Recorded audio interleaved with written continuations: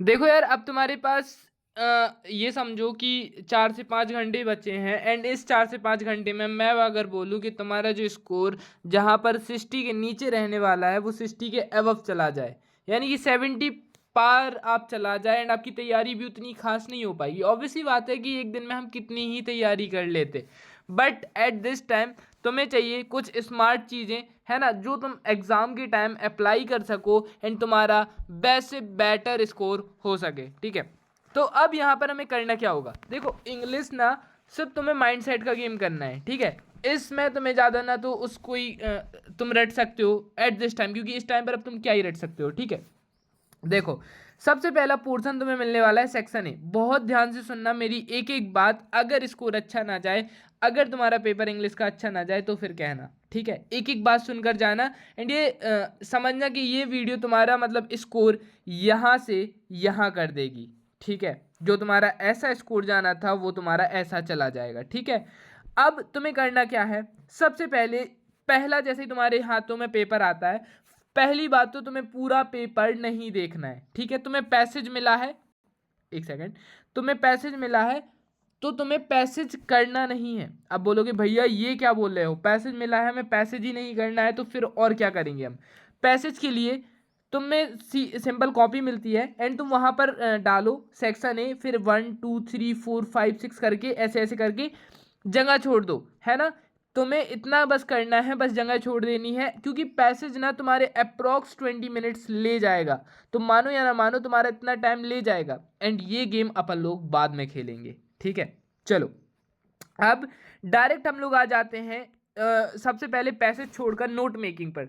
Note making पर तुम्हें ज़्यादा ध्यान नहीं लगाना है, तुम्हें फटाफट से ऊपर ऊपर का पढ़ना है एंड यहाँ पर तुम्हें ऊपर ऊपर का जैसे ही तुम पढ़ोगे कि जैसे अगर तुम कोई भी तुम्हें जैसे ही पैसेज आता है, मतलब कोई भी नोट मेकिंग के लिए पैराग्राफ आता है, ऊपर ऊपर से तुम पढ़ोगे एंड यहाँ पर तुम्हें एक हाईलाइटेड वर्ड मिल जाएगा, है ना, जिसका तुम एक क्या बोलते हैं कि लाइक तुम टाइटल बनाओगे। ठीक है, जैसे मैं सपोज जल्दी जल्दी में अपन लोग कर रहे हैं, अपने पास ज़्यादा टाइम नहीं है, क्योंकि इसमें तुम्हें इंग्लिश के पेपर में तुम्हें क्या बोलते हैं कि अपना स्पीड मेंटेन करके रखनी पड़ेगी। यहाँ पर हम लोग पढ़ते हैं, हमें टाइटल ऊपर ऊपर से देखते हैं, सोयाबीन यहाँ पर सोया मिल रहा है। ठीक है, एंड देन यहाँ पर अगर हम लोग देखें तो सोया इज़ एन एक्सीलेंट सोर्स, तो मेनली यहाँ सोया आ रहा है, तो है ना, अपन लोग टाइटल डाल देंगे सोयाबीन। ठीक है, टाइटल हमारा क्या हो जाएगा? टाइटल हो जाएगा सोयाबीन। अब बस टाइटल तुम्हें जैसे ही तुम लिखते हो तुम्हारा एक नंबर कंफर्म हो जाएगा। अब इसके बाद गाइज लिटरली सुनो, तुम्हें ज़्यादा दिमाग नहीं लगाना है। पैसेज के बाद तुम्हें फटाफट से कुछ भी पॉइंट डालना है, 1 फिर 1.1 1.2 1.3 करके वही का वही उतारते चले जाना है, तुम्हें मार्क्स मिलेंगे, फॉर श्योर मिलेंगे, ज़्यादा टाइम नहीं देना है। ठीक है, एंड लिखना पैराग्राफ के अंदर से ही, क्योंकि इसमें रटंत विद्या का कोई गेम ही नहीं होता यार। ठीक है, अब इसके बाद तुम आ जाते हो सेक्शन बी पर। अब इसमें एक और गेम खेलते हैं अपन लोग। हमारे सामने दो चीज़ें आएंगी, ठीक है, 4 4 नंबर की। या तो तुम्हें क्या चीज़ करना होगा, एक नोटिस बनाना होगा। ठीक है, ट्रीज के ऊपर देखो, ट्रीज से लेके एक चीज़ बिल्कुल आएगी, फॉर श्योर 100% आएगी ट्रीज को लेकर। या तो तुम्हें क्या बनाना है, पोस्टर बना देना है ट्रैफिक रूल्स के ऊपर। अब मेरे हिसाब से पोस्टर क्या हो जाता है, एक टाइम टेकन चीज़ हो जाती है ना। पोस्टर में तुम्हें ड्राइंग वगैरह बहुत सी चीज़ें बनानी होंगी। अगर तुम्हें पोस्टर इजी आता है, यानी कि ड्रग्स से रिलेटेड आ जाता है ना, मान लो एनिमल क्रुएल्टी से लेकर आ जाता है ना, मान लो कोई भी अननोन चीज़ है ना, वो उठाने के लिए मतलब पुलिस को खबर करना है उसके लिए आ जाता है, ये ट्रीज़ को लेकर आ जाते हैं, तो तुम बनाना। अगर ऐसा कोई पोस्टर आ जाता है जिसके बारे में तुम्हें उतनी नॉलेज नहीं है तो तुम स्किप करके नोटिस करना। ठीक है, जिसमें कम टाइम लगता है। नेक्स्ट चीज़ आ जाती है लेटर। लेटर में तुम्हें क्या याद रखना है, अगर तुम्हें लेटर नहीं आ रहा है तो तुम्हें सिंपल से फॉर्मेट बस लिखते जाना है, यानी कि अपना जगह लिख देना, यानी कि अपना पता यहाँ पर लिखना। ठीक है, अपना पता लिखोगे, फिर उसके बाद तुम डेट लिख, मतलब किसी लेटर लिख रहे हो, यानी कि टू कलेक्टर, है ना, या कलेक्टर है एडिटर। उसके बाद तुम्हें क्या लिखना है, इसके बाद तुम्हें लिखनी है डेट, और उसके बाद तुम्हें लिख देनी है डियर सर, है ना। और उसके बाद तुम पूरी कथा लिखोगे, उसके बाद your sincerely, your faithfully, your obediently करके तुम ख़त्म करना, और उसके बाद जो उसमें नाम दिया जाए लेटर में उनका नाम लिखना है। ठीक है, इसके बाद आ जाते हैं हमारे पास आर्टिकल। आर्टिकल तुम लोग लिख के ले जाओ, तुम्हें वहाँ पर आर्टिकल दो चीज़ों पे मिलेगा, या तो तुम्हें इंपॉर्टेंस ऑफ इंग्लिश पर मिल जाएगा, ठीक है, या तो ट्रीज से रिलेटेड मिल जाएगा, इससे अब कोई नहीं मिलेगा, इन दोनों में से रिलेटेड कोई एक आ जाएगा 100%, ठीक है। इसके बाद हम लोग बात करते हैं कि इसके बाद हमारा कौन सा नेक्स्ट टॉपिक आ जाता है। अब इसमें यार तुम लोग ये चीज़ उठाकर मत बैठना, क्वेश्चन नंबर 5 में तुम्हें खासकर बता रहा हूँ, तुम्हें आर्टिकल ही लिखना है और सिर्फ एक पेज में ही लिखना है, क्योंकि 120 वर्ड्स एक पेज के लिए इनफ होते हैं, ठीक है। इसके बाद नेक्स्ट चीज़ आ जाती है, जैसे और मैं लिखूँ तो इसमें हमें क्या आ जाता है, you are organize inter school competition, and ये थोड़ा सा ट्रिकी क्वेश्चन हो जाता है, इसमें फॉर्मेट ज़्यादा मैटर रखता है ना, लेकिन आर्टिकल में फॉर्मेट वगैरह कुछ नहीं होता, तुम तो लिखते चले जाओ, ठीक है। उसके बाद आता है ग्रामर। ग्रामर में सबसे ईजी चीज़ है ना, ए एन दा का यूज़ है, तो वो मैंने आपको कोर्स में बता ही दिया था, कोर्स जिसने परचेज कर लिया होगा उसके लिए बेस्ट है। बाकी अब ए एन दा का यूज़ तुम यूट्यूब से उठाकर मत बैठ जाना, इतना टाइम नहीं है, ग्रामर को स्किप करते हैं हम लोग, अगर जितनी आती है दैट्स इनफ, वरना स्किप करते हैं, ठीक है। अब ग्रामर पढ़ने मत बैठना। रही बात सेक्शन डी की, तो बिना सोचे समझे पहली चीज़ तो तुम्हें याद रखनी है कि सभी चैप्टरों के नाम और उनके पोएट के नाम फटाफट से याद करो, आधा घंटा लगेगा 1 घंटा लगेगा, करो, क्योंकि ये तुम्हारे 5 से 6 नंबर कंप्लीट कराते हैं, ठीक है। तुम्हें ये चीज़ सबसे पहली करनी है, ठीक है। यहाँ से हमारा क्या हो जाता है, जैसे ही तुम ये करते हो और तुम्हें अगली चीज़ क्या करनी है, अगर तुम्हें चैप्टर की समरी पता है, यानी कि तुम्हें चैप्टर का पता है हिंदी मीनिंग क्या है, तो ठीक है, अगर नहीं पता तो यूट्यूब पर जाओ, 2x की स्पीड से सबसे पहले उनका हिंदी देखो, यानी कि उस चैप्टर की समरी देखो, ज़्यादा टाइम नहीं लगेगा, 1 घंटे के अंदर सब कुछ देख डालोगे तुम लोग, ठीक है। उसके बाद नेक्स्ट चीज़ आ जाती है तुम्हारी कि यहाँ से हम लोग क्या पहुँचते हैं डायरेक्ट क्वेश्चन आंसर पर।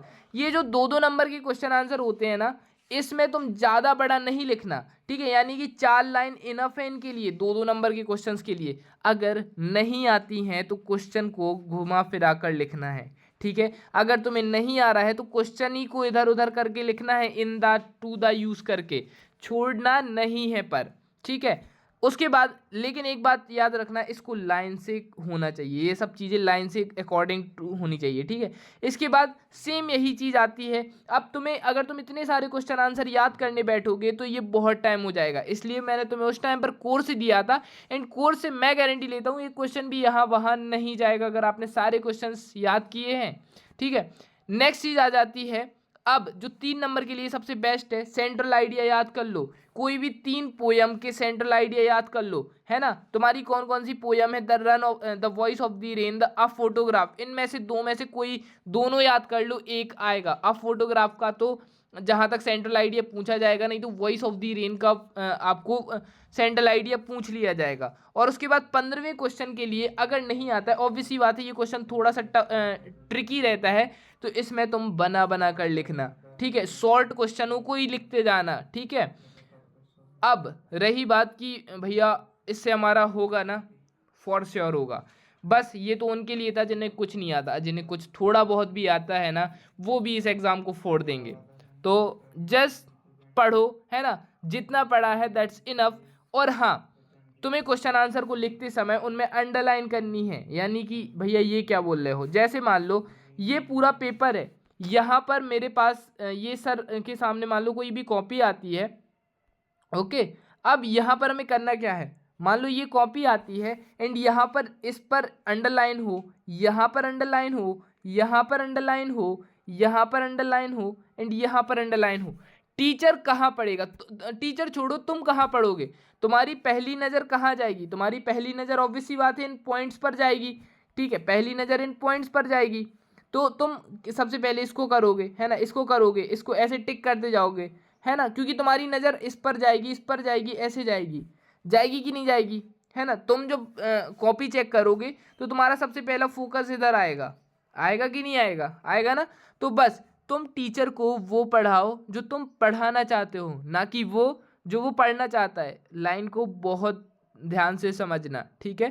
टीचर को वो पढ़ाना है हमें जो हमने लिखा है, जो हमने गलत लिखा है, जो हम उसे नहीं पढ़ाना चाहते हैं वो नहीं पढ़ेगा, क्योंकि उसके पास 40 से 45 कॉपियों के बंडल होते हैं, एंड उस 40 से 45 कॉपी में 1 या 2 टॉपर होते हैं, बाकी सब एवरेज या बिलो एवरेज में आते हैं, तो उनकी कॉपी में उतना खास नहीं होता है। एंड तुम अपनी कॉपी को सेपरेट करके दोनों साइड लाइन खींच कर, सॉरी यहाँ पर लाइन खींचकर, यहाँ पर लाइन खींचकर अकॉर्डिंग टू बढ़िया तरीके से लिख रहे हो एंड लास्ट में पैसे जरूर कर लेना।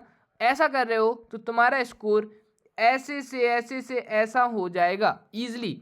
अगर तुम चीज़ों को गलत मतलब सही भी है और तुम चीज़ों को गचर पचर में मिलाकर आ रहे हो तो टीचर वहाँ पर नंबर काट लेगा। दैट्स वाई कि वो तुम्हारा स्कूल वाला टीचर है इसलिए नहीं, दैट्स वाई कि तुम्हारी कॉपी की प्रेजेंटेशन अच्छी नहीं है इसलिए।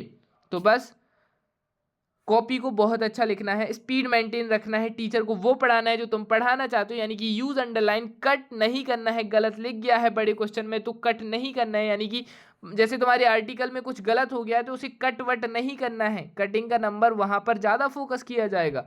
तो अगर मान लो इन, जैसे मान लो तुम इन लिख रहे हो, तुम्हारा इन एम में बन गया है तो दैट्स ओके, इग्नोर करो उसे, ठीक है, ज़्यादा उस पर फोकस करने की ज़रूरत नहीं है ना। तो बस इतना ही बहुत है and all the best guys.